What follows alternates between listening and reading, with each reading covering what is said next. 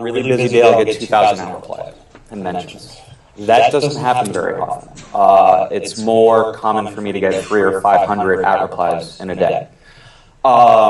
And basically, I pay the most attention to people who are at replying me directly as opposed to ones who are just mentioning me.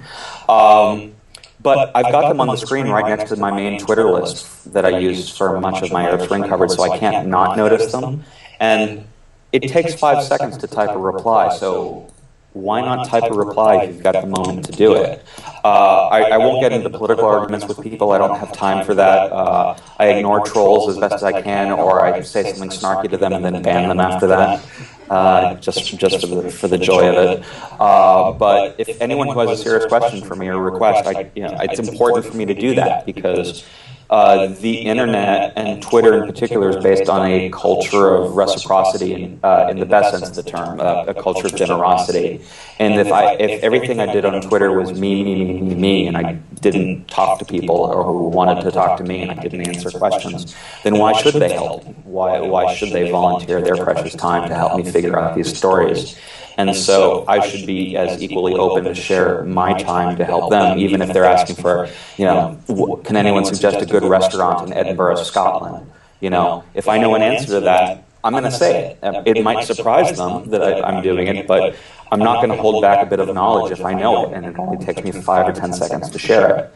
So I just think it's a natural aspect of community building. I certainly can't. I wouldn't have the time to reply to absolutely everyone. And I don't think most of my followers expect me to reply to everything. I tend to reply when someone has a question or they've got a particular thing they're trying to figure out, or if they're working with me on something. And that results in hundreds of tweets per day as it is. So I'd be curious to see what percentage of my tweets are at replies back to people. I wouldn't be surprised if it's at least 1/3 of my tweets on an average day. I know for a fact, just looking at some of the Twitter stats, that more than half of my followers are not in the United States. So, they're all over the place. But to me, that's a good thing because they've got subject matter expertise on so many corners of the globe. So like when the tsunami and the earthquake happened in Japan, it took me about a minute to find 5 or 6 sources who were in the thick of it because I was already following them and they were already following me, and so we were able to get each other's attention very quickly. For all I know, Twitter will be out of business 18 months from now, and something we've never heard of will have taken its place. But I don't worry too much about the specific platforms. They rise and fall as they will. I'm more concerned about where my potential sources are interacting with each other. So take, for example, Google+, which like in the first 10 days or something got 10 million people subscribed to it, which is just extraordinary. But I don't really use it for this type of work for the most part because really none of the sources that I follow related to the Arab Spring use Google+ for anything like this purpose. They're all on Twitter, they're all on Facebook, they're all on YouTube. So I go where the sources are. The only time where I really did use Google+ to ferret out information in a story was the Norwegian bombing and massacre a couple months back.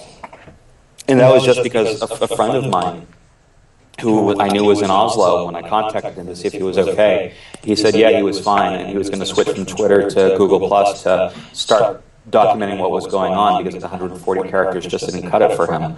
And so over the course of that day, I was resharing what he was doing. I was able to find more people to follow and talk to. And so for that one particular instance, Google+ has worked out. It hasn't worked out for any other thing for me so far. That's not to say that it won't, but for me, any platform requires a critical mass of potential sources and subject matter experts. That doesn't mean that I don't go there and play around with it and learn how to use it. I want to be fluent with these tools and be seen as a regular old member of these communities when they start getting useful.